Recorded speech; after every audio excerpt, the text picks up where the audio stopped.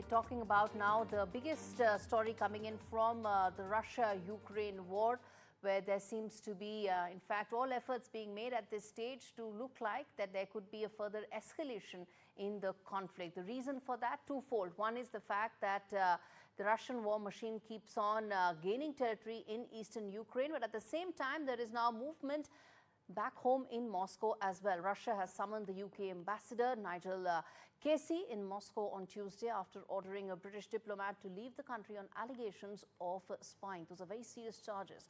Russia's foreign ministry spokesperson said the ministry had summoned the British ambassador to hand over the notice revoking the diplomat's accreditation. As the war rages on, Russian forces have captured another village in Ukraine's northeastern Kyiv region.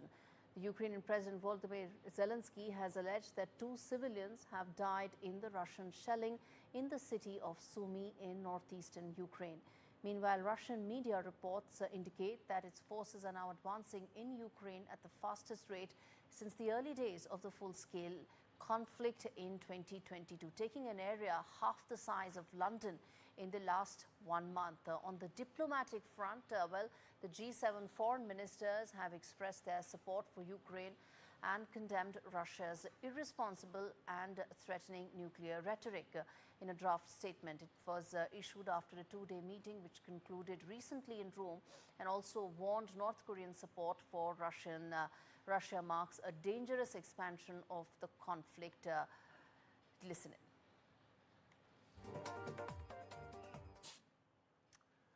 All right, now amidst the ongoing war, there's yet another unprecedented escalation that has taken place. In fact, there are now reports coming in that the Kremlin has reacted to reported discussions in the West about arming Ukraine with nuclear weapons. Now, if this is a truth, if there's any truth to this, then that's a very serious escalation that could actually happen in a war that all sides are now trying to end, or at least try and reach a ceasefire.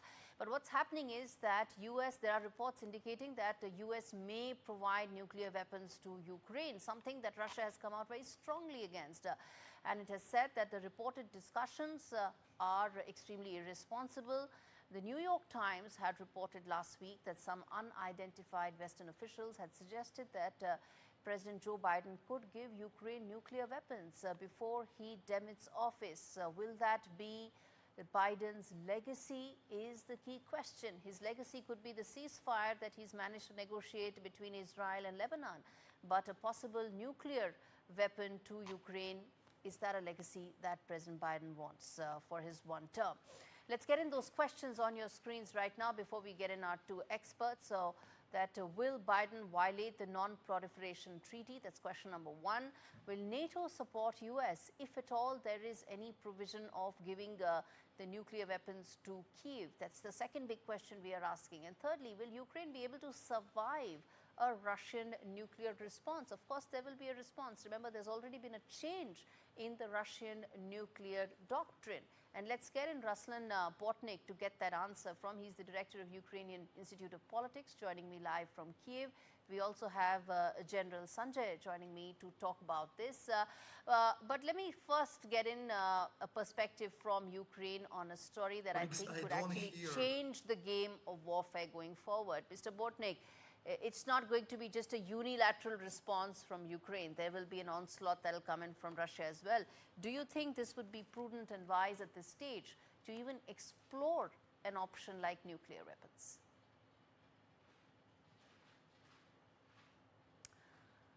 Okay, let's get in that question to General Sanjay Soy first. Yes, sir. In fact, thank you so much, Gaurie. In fact, I would say that what you have rightly brought out, that this is the unprecedented escalation. It was actually jaw-dropping for me, this kind of twist which had come in. Because if you see in last about 1 month or so, the war has gone to the next level, whether it is because of the permission given to the Ukraine of use of ATACMS, attack MS missiles, or Storm Shadow missile system, which then Ukraine used it and used it effectively. In fact, yesterday Russia accepted that their air defense system was damaged and their airfield was also damaged. Under these circumstances, when the tension is very high, already very high, when these kinds of statements come of arming Ukraine with nuclear weapons, it, I mean, we can just keep our fingers crossed that the nuclear war should not start, the Third World War should not start. That is the kind of tension which is building up, which is already very tense. The Russia could be very desperate under these circumstances. Though, Gauri, I would like to highlight that US has some nuclear bases Also, in. Russia has changed its nuclear doctrine already. In the possibility of any such attack, we're looking at a very strong Russian assault, changing the game completely, changing the warfare completely. Absolutely, because probably it shows the desperation on the part of Russia, the kind of escalation which is taking place, the kind of every red lines being crossed every now and then. So that's why probably that kind of desperation are there. They change the nuclear policy. The oceanic missile which was launched, which sent a shock wave across the Europe. I mean, people were shocked that if this missile is used against Europe, because as per the change policy, Russia is free to use it. The people who are supporting Ukraine, who are supplying Ukraine with the weapon system, with the arms which are capable of attacking Russia, then it sent a shockwave across the whole Europe. So, under these circumstances, though I was saying that Gauriji, US has some nuclear bases already in Europe, like Belgium, Germany, Italy, Netherlands, Turkey. But at this point of time, when the tension is so high, when making such statement and trying to arm Ukraine with nuclear weapon, is absolutely, I would say, irresponsible. And here I would stand with But then, Putin. let me, but then this begs the question that if at all there is any truth to any of that report coming in, um, will NATO follow suit, or will there be better sense prevailing? Yeah, I fully agree with you that NATO, I think the biggest losers would be the NATO countries because they are in the proximity of Russia and they are going to be big losers. Second thing is that probably 20th January, only just about few days left before the Biden leaves the office. Before that, is it trying to aid Ukraine, or there's something more to it? Trying to create a situation which makes it very, Mr. very Bortnik, difficult for the that next administration. do you think getting nuclear weapons will actually be in the best interest of Ukraine right now? I don't think so, and I think it's not quite possible for nowadays. But you have to understand that this question of nuclear weapon for Ukraine, it's a political technology question. It's a question of how to make the nowadays Ukrainian-American cooperation unbreakable after the Trump appearance in the presidential post. And this is a question of the possible future security guarantees for Ukraine, because no one country in the world is ready to fight shoulder to shoulder with Ukraine against Russia. And the security weapon renovation, it could be a nuclear weapon renovation could be a security question, very important for Ukraine. But I think it's like a blackmailing, political blackmailing.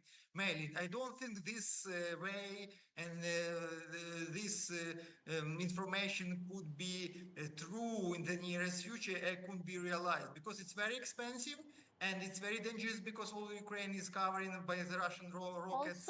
Also the effort after a war has gone on for over 1,000 days, the effort has to be to try and find a ceasefire, to try and find some possible solution to end the human misery on both sides. Do you think any such provision provides for that, or do you think the focus should be on peace talks to try and get the two parties on the table? Mr. Bortnik. You are asking a very good question, a very sharp question. But let's be honest, both sides now, Ukraine and Russia, declining any ceasefire, decline any freezing of the conflict. They are saying it's not our interest. So it's a question for Ukraine and for Russia also. I think this nuclear weapon discussion is a part of blackmailing. Maybe it's a last bet before the preparation in possible negotiation of or the finding the resolution of this conflict. General Sanjay, respond to what Mr. Bortnik is saying, that this is just negotiating tactics. Yeah, this could be a messaging also. I mean, you're right. But the fact is, I would say that nuclear weapons are the weapon of deterrence. The whole world use it for as a weapon of deterrence. But at this point of time, when the tension is already so high, when the both sides are using the latest weaponry in last about 10, 15 days, the things have gone to the next level. At this point of time, these kinds of statements which are coming in is probably trying to make the situation from bad to worse, especially when the Trump has made it very clearly who is going to be the next president, that he is going to bring peace, he is going to bring the ceasefire. At this point of time, probably is it giving aid to Ukraine, or is it something more to it? Before the Trump come, make it so difficult, make the thing totally impossible Yes. for peace to come in. So that could be another reason. Only Gauri. time will tell whether the effort is to de-escalate or escalate. Thank you so much, gentlemen, for speaking to me on India Global.